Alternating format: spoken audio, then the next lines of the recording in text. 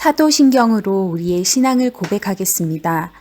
나는 전능하신 아버지 하나님 천지의 창조주를 믿습니다. 나는 그의 유일하신 아들 우리 주 예수 그리스도를 믿습니다. 그는 성령으로 잉태되어 동정녀 마리아에게서 나시고 본디오 빌라도에게 고난을 받아 십자가에 못 박혀 죽으시고 장사된 지 사흘 만에 죽은 자 가운데서 다시 살아나셨으며 하늘에 오르시어 전능하신 아버지 하나님 우편에 앉아 계시다가 거기로부터 살아있는 자와 죽은 자를 심판하러 오십니다. 나는 성령을 믿으며 거룩한 공교회와 성도의 교제와 죄를 용서받는 것과 몸의 부활과 영생을 믿습니다. 아멘.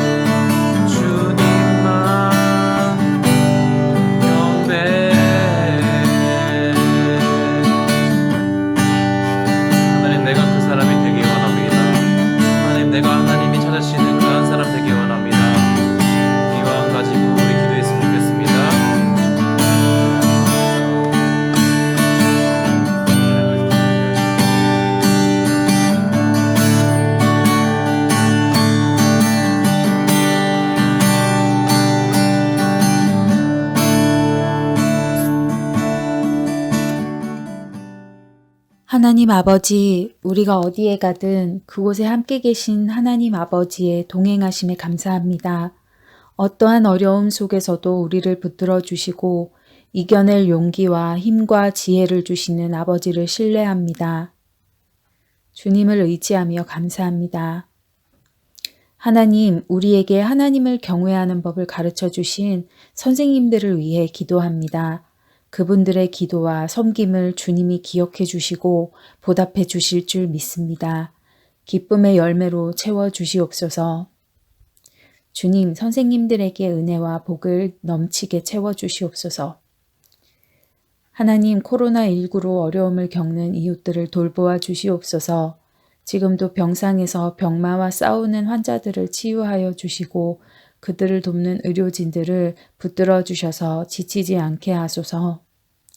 주님, 우리를 지켜 주시옵소서. 이제 주님께서 가르쳐 주신 기도로 기도하오니 하늘에 계신 우리 아버지, 아버지의 이름을 거룩하게 하시며 아버지의 나라가 오게 하시며 아버지의 뜻이 하늘에서와 같이 땅에서도 이루어지게 하소서. 오늘 우리에게 일용할 양식을 주시고 우리가 우리에게 잘못한 사람을 용서하여 준 것 같이 우리 죄를 용서하여 주시고 우리를 시험에 빠지지 않게 하시고 악에서 구하소서. 나라와 권능과 영광이 영원히 아버지의 것입니다. 아멘. 오늘 하나님께서 주신 말씀은 시편 15편 1절에서 5절까지 말씀입니다. 여호와여, 주의 장막에 머무를 자 누구오며 주의 성산에 사는 자 누구오니이까. 정직하게 행하며 공의를 실천하며 그의 마음에 진실을 말하며 그의 혀로 남을 허물하지 아니하고 그의 이웃에게 악을 행하지 아니하며 그의 이웃을 비방하지 아니하며 그의 눈은 망령된 자를 멸시하며 여호와를 두려워하는 자들을 존대하며 그의 마음에 서원한 것은 해로울지라도 변하지 아니하며 이자를 받으려고 돈을 꾸어주지 아니하며 뇌물을 받고 무죄한 자를 해하지 아니하는 자이니 이런 일을 행하는 자는 영원히 흔들리지 아니하리이다. 아멘. 우리가 예배를 드리기 위해 나올 때 꼭 가져와야 할 것은 무엇일까요? 어린 아이들에게는 성경 찬송과 헌금을 꼭 가지고 오라고 가르칩니다. 일단 기본적인 준비물들을 챙겨와야 예배를 잘 드릴 수 있으니까요. 그리고 저와 저의 윗세대 분들은 교회 나올 때 또 하나님을 만나러 나올 때 단정한 옷차림을 하고 나오라고 배웠어요. 전에 어떤 어르신은 항상 토요일이 되면 주일을 준비하는 마음으로 목욕탕에 가서 몸을 깨끗하게 씻고 오신다는 이야기를 하신 적이 있었어요. 이렇게 어린 아이들부터 어른들까지 각자가 생각하는 예배의 준비, 각자가 생각하는 하나님 만나기 위해 준비해야 할 것이 다 다르게 개념이 잡혀 있는 것 같아요. 조금 생각이 깊은 친구들은 이렇게 반문할 수도 있을 것 같아요. 겉모습이나 물질이 중요한 게 아니지 않나요? 맞습니다. 하나님은 겉모습보다 우리의 마음을 보세요. 그런데 그 마음이란 건 무엇일까요? 우리의 마음은 어떻게 표현되는 걸까요? 시편 15편의 말씀은 하나님이 우리에게서 무엇을 찾으시는지를 알려주고 있습니다. 이 본문의 주된 내용은 여호와여, 주의 장막에 머무를 자 누구 오며 주의 성산에 사는 자 누구 오니이까 라는 1절의 질문에서 시작됩니다. 주님의 장막에 머무르고 주님의 성산에 거한다는 것은 어떤 의미일까요? 표준 세번역에서는 주님, 누가 주님 계신 곳에서 살 수 있는 사람입니까? 주의 거룩한 산에 머무를 사람은 누구입니까? 라고 쉽게 풀이해서 쓰고 있는데요. 다시 말해서 하나님의 도시에 사는 시민, 또 하나님 나라의 백성이 되려면 어떤 자격 요건을 갖춰야 하나요? 라고 묻는 것이라고 생각하면 좋을 것 같아요. 하나님 백성이 된다는 것은 1차적으로 하나님 앞에 예배 드리는 거예요. 하나님 기뻐하시는 예배를 드릴 수 있는 방법, 그게 뭘까요? 라고 질문하는 거예요. 그리고 하나님의 임재 안에서 살아간다는 것, 내가 하나님의 임재 안에서 살아가려면 어떻게 살아야 하나요? 라고 질문하는 거예요. 예배는 우리가 은혜 받고 말씀을 통해 무언가를 깨닫고 회복되고 또 자유와 치유함을 얻는 그런 시간이기도 하지만 우리가 하나님께 뭔가를 해드리는 시간이기도 합니다. 많은 사람들이 예배에 나아갈 때 내가 이 시간에 뭘 얻을 수 있을까? 내가 뭘 깨달을 수 있을까 하는 생각들을 많이 하지만 사실 정말 우리에게 필요한 것은 나는 하나님께 합당한 찬양과 예배를 드리고 있는가? 나는 하나님이 높임 받으실 만한 분임을 내 삶의 태도들을 통해서 드러내고 있는가 하는 것이에요. 그게 바로 기독교 신앙의 중요한 부분이거든요. 몇 주 전에 여러분께 이런 말씀을 나눈 적이 있어요. 에스겔서 말씀으로 설교를 나눴는데요. 하나님은 성전 안에 갇혀 계신 분이 아니라 우리의 삶 속에 계신 분이기 때문에 우리가 어디에서 무엇을 하든 그곳에서 영광을 받으시는 분이라고 여러분께 말씀드렸습니다.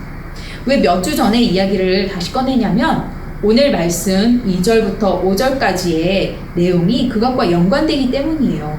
이 내용들은 성전 안에서 이루어지는 예배 행위들에 대한 이야기가 아니라 성전 밖, 우리의 월요일부터 토요일까지의 삶을 이야기하고 있는 구절들이기 때문입니다. 2절은 이렇게 말합니다. 정직하게 행하며 공의를 실천하며 그의 마음에 진실을 말하는 자가 바로 주의 장막에 머무르고 주의 성산에 사는 사람이다.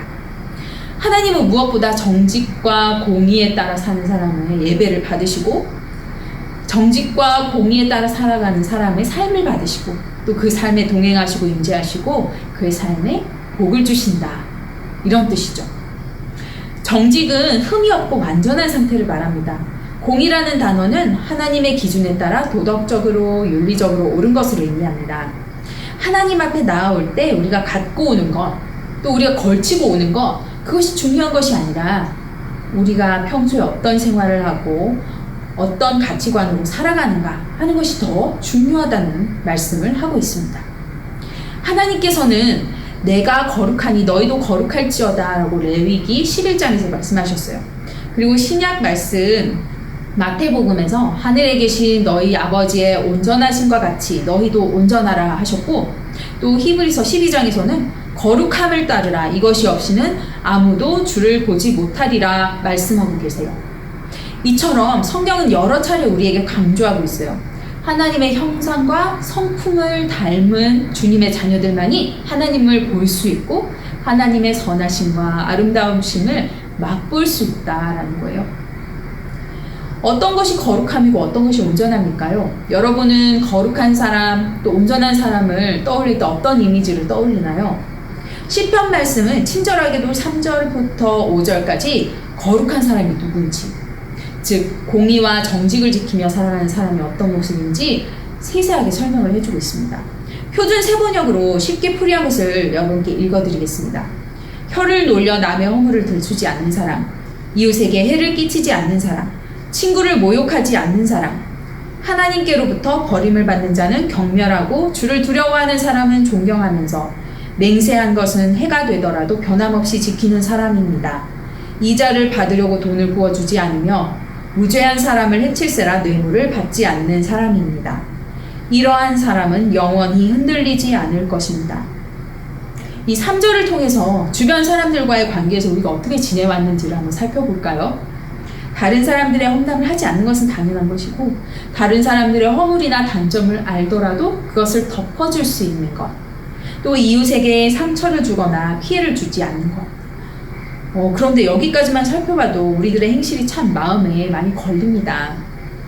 4절을 통해서 우리가 어떤 가치와 기준으로 살아가는지 또 돌아볼 수 있는데요. 다른 사람들을 평가할 때 저 사람은 하나님 참 기뻐하시는 일을 위해서 살고 있구나. 참 하나님을 사랑하고 하나님 기쁘시게 하는 삶을 살고 있구나.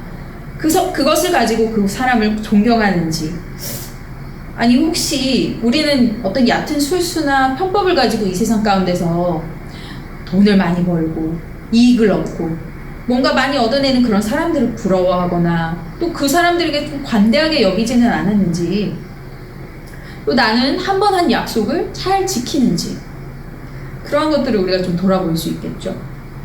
5절을 통해서는 돈에 관한 우리의 태도를 좀 돌아볼 수 있습니다. 다른 사람의 재정적인 약점을 가지고 내가 이득을 취하지는 않았는지, 또 뇌물을 주거나 받지는 않았는지, 이렇게 정직과 공의를 지키는 사람은 하나님 나라에서 영원히 흔들리지 않을 것이다 라는 약속을 우리에게 주시면서 이 시편 15편이 마무리가 됩니다. 이 말씀을 들을 때 우리의 양심에 어떤 찔림이 있었나요? 우리의 양심이 깨어나서 세상 속에서 이렇게 마모되고 굳어졌던 마음이 회복되어 도덕과 윤리가 우리 안에 새로워지길 원합니다. 하나님의 말씀이 우리 마음에 전해질 때 우리의 마음이 그 말씀 앞에서 반응하여서 전에는 그렇게 살지 못했지만 앞으로 내가 저렇게 살도록 노력해야지 하는 결심을 하게 만듭니다. 여러분들 중에도 오늘 이 말씀 들으면서 어떤 부분에서 또 찔림과 반성이 일어나는 사람들이 있을 거예요. 그런데 단순한 반성과 결심만으로는 안 돼요. 여러분도 잘 알죠? 내가 결심했지만 내일이 되면 잘 지키지 못한다는 거. 이 반성과 결심은 그냥 좋은 책이나 인문학 강의를 들어도 할 수 있는 일이에요. 하나님 앞에서 우리는 어린 양 예수님의 십자가를 바라봐야 해요.